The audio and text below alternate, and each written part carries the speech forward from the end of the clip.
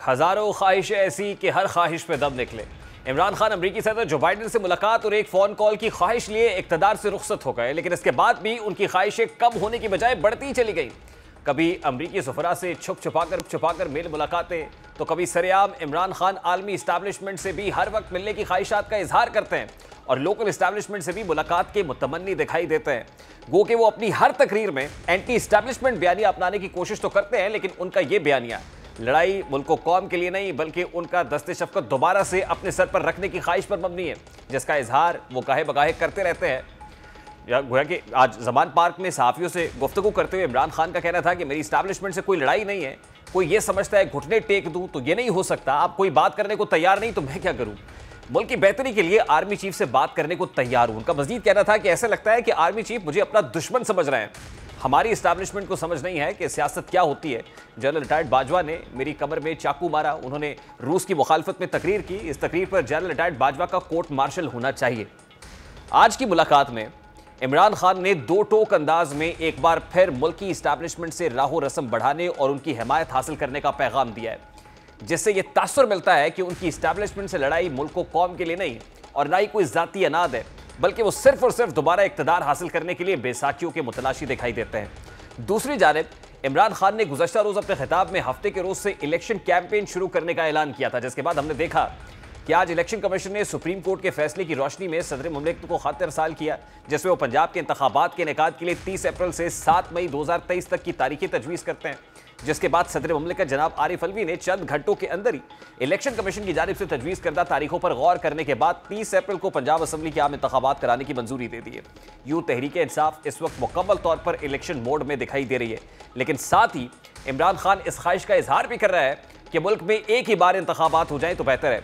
यही मौक़िफ़ फवाद चौधरी की जानिब से कुछ रोज़ कबल अदालत में पेशी के मौके पर अपनाया गया था कि कौमी असम्बली में वापस जाकर इंतखाबात की तारीख पर बात करने को तैयार है। यानी तहरीक इंसाफ की भी ये ख्वाहिश है कि दोनों सूबों में अलग अलग नहीं बल्कि पूरे मुल्क में एक साथ इंतखाबात की राह हमवार हो जाए। लेकिन दूसरी जानिब मुस्लिम लीग नून एक नए बयानिए के साथ मैदान में मौजूद है कि इलेक्शन ज़रूर होंगे, लेकिन इस इंसाफ के दोनों पलड़े बराबर होने चाहिए। आज भी गुजरावाला जलसे में खिताब करते हुए मरियम नवाज ने यही बयानिया अपनाया। वो क्या कह रही थी, जरा उसकी एक झलक आपके सामने रखता है।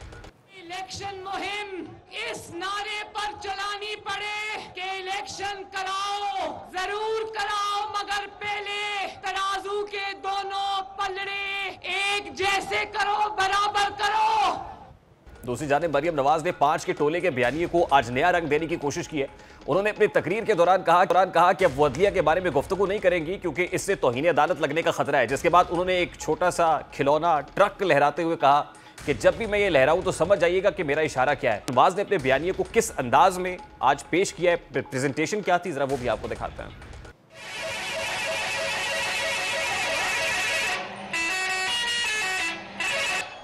अब ये ना कह देना कि जो ट्रक तुमने कोर्ट के बाहर खड़ा किया वो ट्रक मरियम नवाज चला रही थी। गुजरांवाला वालों, ये ट्रक इस मुल्क को लेकर बैठ गया है। इंशाअल्लाह ताला इस ट्रक के चारों पहिए पंक्चर करके इसको घर भेजेंगे। सदर मुमलिकत के पंजाब में इलेक्शंस की तारीख अनाउंस करने के बाद इस्लामाबाद में खासी हलचल दिखाई दे रही है। आज इस्लामाबाद में पीडीएम के 3 बड़ों की अहम बैठक हुई। वज़ीर आज़म शहबाज शरीफ से साबिक सदर आसिफ अली जरदारी और जमीयत उलमाए इस्लाम और पाकिस्तान डेमोक्रेटिक मूवमेंट के सरबराह मौलाना फजलुर रहमान की इस मुलाकात का वाहिद एजेंडा सदर की जानिब से इंतखाबात के ऐलान के बाद की सूरत हाल का जायजा लेना था। वही ज़राए ये भी दावा कर रहा है कि सुप्रीम कोर्ट के इलेक्शन से मुताल्लिक हुक्मनामे के बाद पीडीएम दोबारा से सुप्रीम कोर्ट से रुजू करने पर गौर कर रही है, जिसके लिए पटिशन तैयार की जा रही है। ये इतलात भी ज़ेरे गर्दिश है कि हुकूमत आइन के 10वें बाब का मुताला करने में वक्त सर्फ कर रही है, जो कि मुकम्मल या इक्तसादी इमरजेंसी से मुताल्लिक है। आइन के आर्टिकल 232 से 238 तक ये गुंजाइश मौजूद है कि हुकूमत कौमी असम्बली और सेनेट की मंजूरी के बाद किसी भी सूबे के बुनियादी इंसानी हुकूक मुअत्तल करके तमाम इख्तियार खुद संभाल ले और कानून साजी के सारे इख्तियार कौमी असम्बली को मुंतकिल किए जा सकें। अब क्या कोई ऐसा लीगल कोई ग्राउंड मौजूद है, कोई जवाब मौजूद है कि सदर मुमलिकत की जानिब से इलेक्शन अनाउंस करने के बाद भी डिले हो सके? इस पर जो लीगल ओपिनियन है सबसे पहले वो लेंगे। और आज जो सारी सूरत हाल रही है, इमरान खान साहब का खिताब, फिर मरियम नबी जो वर्कर्स कन्वेंशन से खिताब किया है, उसका जो पॉलिटिकल एस्पेक्ट है उस पर भी बात करेंगे। सबसे पहले साबिर शाह साहब लीगल एक्सपर्ट है, हमारे साथ मौजूद है। अस्सलाम वालेकुम साबिर शाह साहब, बहुत बहुत शुक्रिया आपके वक्त के लिए। सबसे पहले तो फरमाइएगा कि सदर मुमलिकत की जानिब से पंजाब में इलेक्शन की तारीख अनाउंस कर दी गई है और इलेक्शन कमीशन ऑफ पाकिस्तान से कंसल्टेशन के बाद ये तारीख सामने सामने आई है जो 30 अप्रैल है, क्या हुकूमत के पास कोई जवाब मौजूद है कि अब इससे डिले किया जा सके, कोई ताखीर हो? देखिए, ये तारीख जो सदर ममलिकत साहब ने की थी, ये तो सुप्रीम कोर्ट के फैसले से पहले की तारीख है। सुप्रीम कोर्ट ऑफ पाकिस्तान ने जो फैसला दिया है, सुप्रीम कोर्ट के फैसले से पहले की तारीख 9 अप्रैल थी। जी। अब 30 अप्रैल मुकर्रर की गई इलेक्शन कमीशन ऑफ पाकिस्तान से कंसल्टेशन के बाद। यानी इलेक्शन कमीशन ने तारीखें तजवीज की थी 30 अप्रैल से 9 मई तक। उन्होंने कहा था कि सदर मुमलिकत कोई तारीख अनाउंस कर सकते हैं, तो सदर मुमलिकत ने 30 अप्रैल की तारीख मुकर्रर कर दी है। जी, अगर कंसल्टेशन इलेक्शन कमीशन के साथ हुई है, जिस तरह सुप्रीम कोर्ट के फैसले में वाज़ेह तौर पे लिखा हुआ है कि इलेक्शन कमीशन ने कंसल्टेशन के बाद तारीख देनी है, तो फिर ये हतमी तारीख होगी। इसके बाद कोई कंटेम्प्ट होगा सुप्रीम कोर्ट के ऑर्डर का अगर इस पे इलेक्शन नहीं होते तो।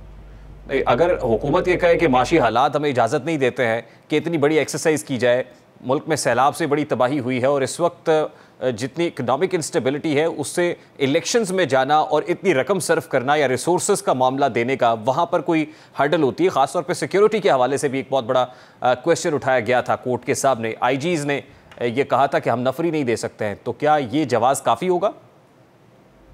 देखिए, ये तमाम क्वेश्चंस, ये तमाम एक्सप्लेनेशंस सुप्रीम कोर्ट के सामने रखे गए थे। हुकूमत ने सुप्रीम कोर्ट के सामने ये जवाबात रखे गए थे, लेकिन अब अगर इन बेसिस पे इलेक्शंस नहीं कराए जाते तो वो स्ट्रेट फॉरवर्ड कंटेम्प्ट होगा कोर्ट का।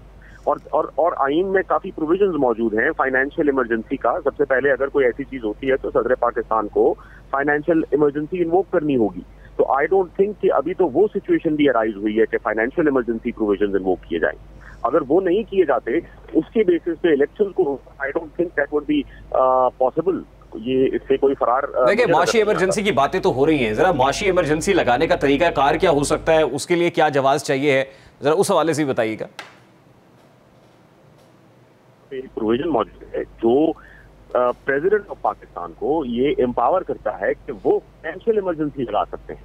तो अगर फाइनेंशियल और वो फाइनेंशियल इमरजेंसी भी प्राइम मिनिस्टर की एडवाइस पर होगी? जी बिल्कुल, वो प्राइम मिनिस्टर की एडवाइस पे प्रेसिडेंट लगा सकते हैं। और क्या ग्राउंड्स रिक्वायर्ड है उसके लिए? उसके लिए प्राइम मिनिस्टर को नेचुरली कैबिनेट में ये मामला रखना पड़ेगा और उसके सामने अगर कैबिनेट ये तजवीज करती है कि फाइनेंशियल इमरजेंसी के हालात हो गए हैं, देन उसके बाद प्रेसिडेंट को उस एडवाइस पे एक्ट करना पड़ेगा। लेकिन मैं नहीं समझता कि ये इस तरफ सिचुएशन जा रही है, because that in itself would be catastrophic.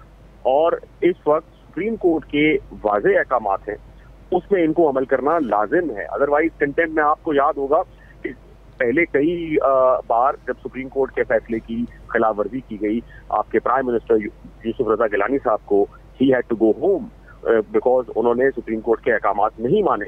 इस तरह कई ऐसे ऑल पब्लिक फंक्शनरीज आर्टिकल 190 के तहत बाउंड, उन पे बाइंडिंग है कि वो सुप्रीम कोर्ट के अहकामात की यानी आप ये देख रहे हैं कि इलेक्शंस को डिले करना कोई लीगली या प्रैक्टिकली पॉसिबल दिखाई नहीं दे रहा।